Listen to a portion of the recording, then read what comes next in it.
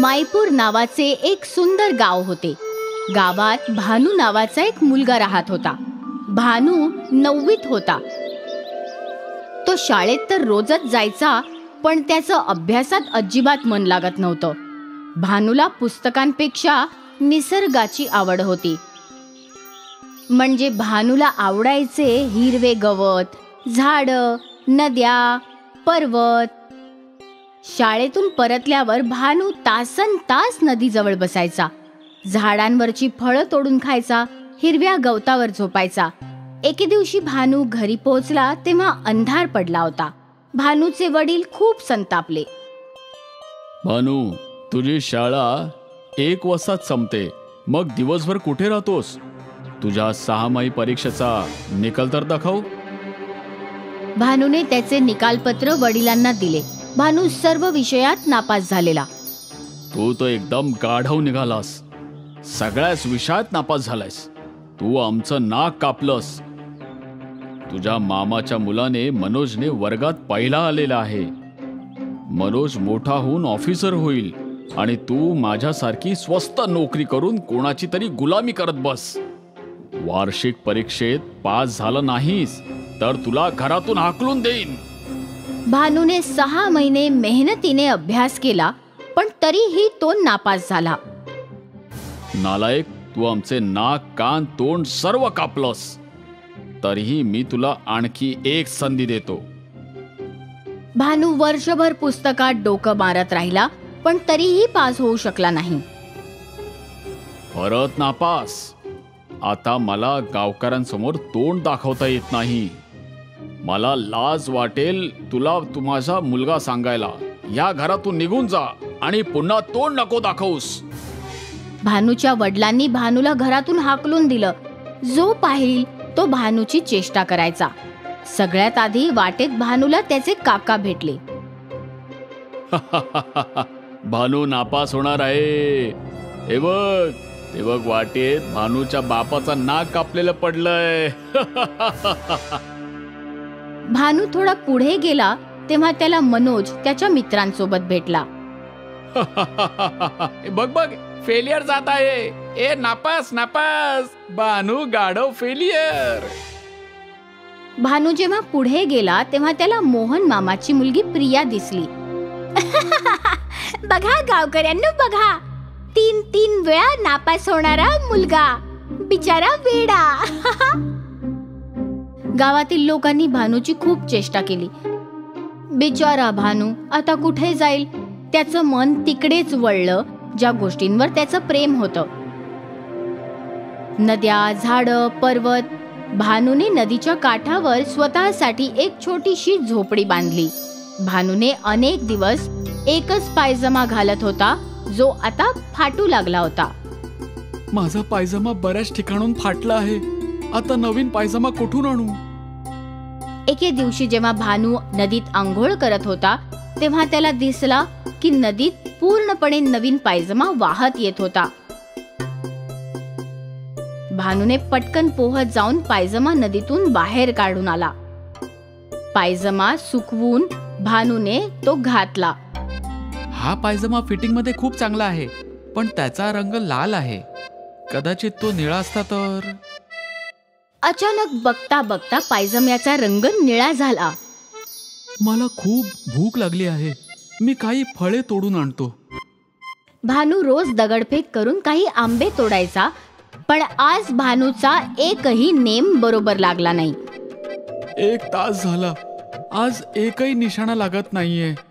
झाडावरच चढावा लागेल.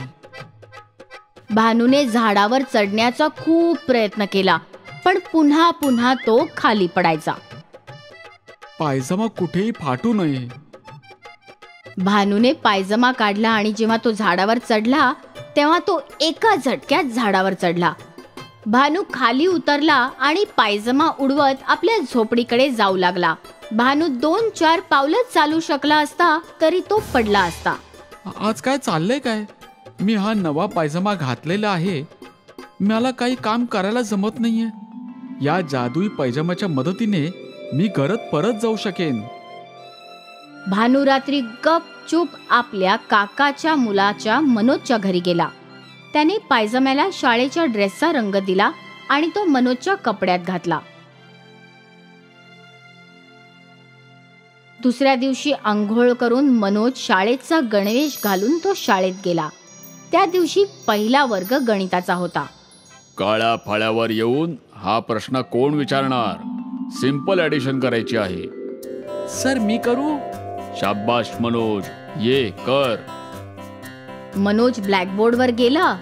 30, 31, 32. होय, 29 अधिक 5 बरोबर 32. हे तू काय लिहितोयस मनोज? माफ करा सर, मी पुन्हा जोडतो. 30, 31, 32, 33, 34, 35, 36. होय, 29 अधिक 5 36. सगळा वर्ग मनोजकडे बघून हसायला लागला. सर, मनोज आज आपला मेंदू घरीच विसरून आला आहे. नाही सर, मी आता करतो. 35, 36, 37, 38. होय, 29 अधिक 5 38. मनोज गाढव आहे, मनोज गाढव आहे.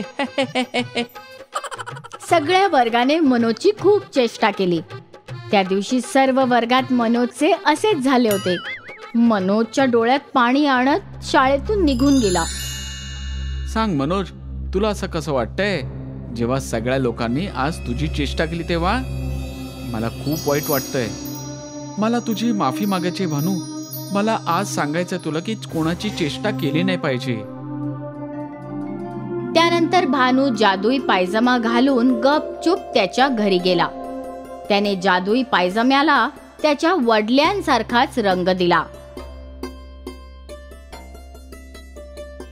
काही वेळाने भानूचे वडील पायजमा घालून त्याचे वडील सायकलवरून ड्युटीवर जाऊ लागले. भानूचे वडील 4-5 पेडल मारू शकले आणि मग सायकलवरून पडायचे.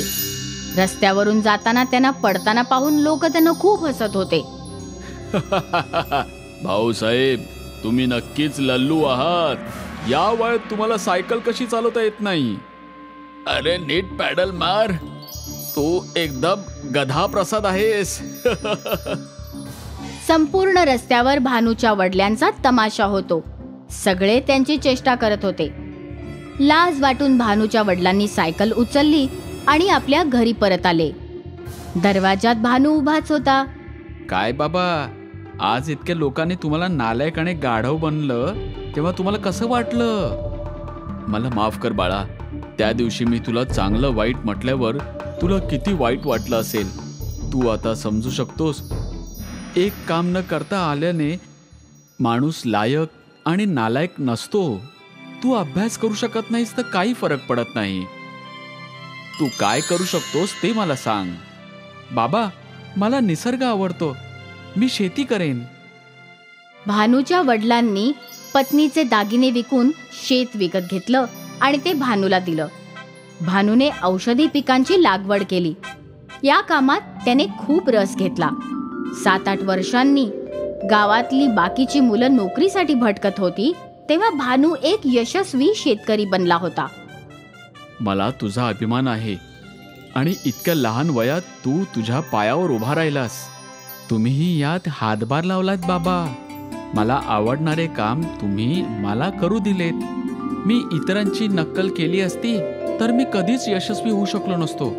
आपल्या स्वभावानुसार पुढचा मार्ग निवडला पाहिजे. बरोबर बोलला बाळा.